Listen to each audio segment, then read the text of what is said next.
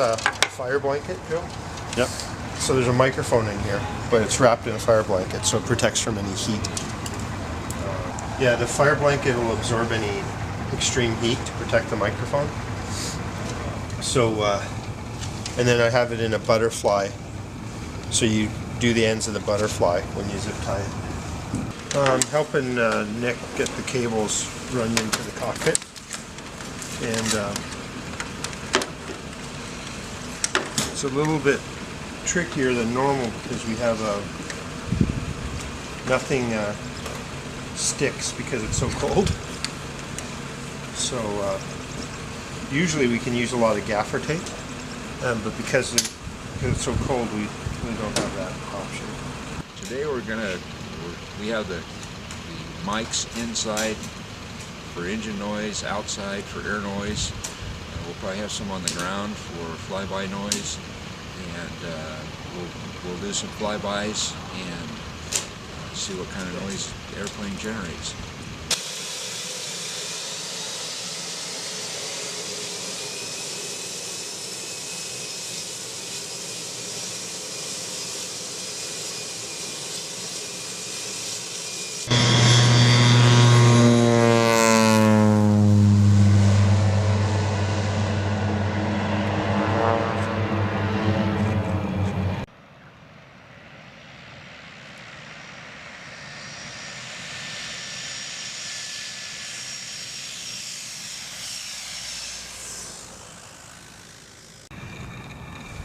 You know how he took off? If he could take off at different, like change where he changes. Ground?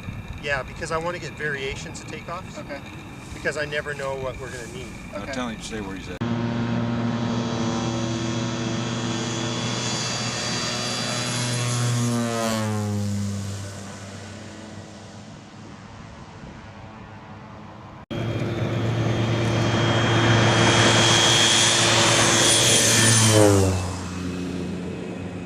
The day went fantastic. We recorded the Air Tractor 502. The location was absolutely perfect. It's Sequoia Airfield, which is near Visalia, California. The wind was minor, like 3 to 5 miles per hour.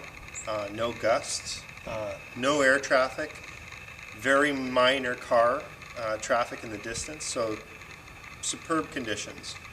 The morning started out very cold, so it took us a little bit longer to wire up the plane. And because the plane has so much room and space in it, it actually takes longer because you have so many choices to make and so many different places you can put microphones.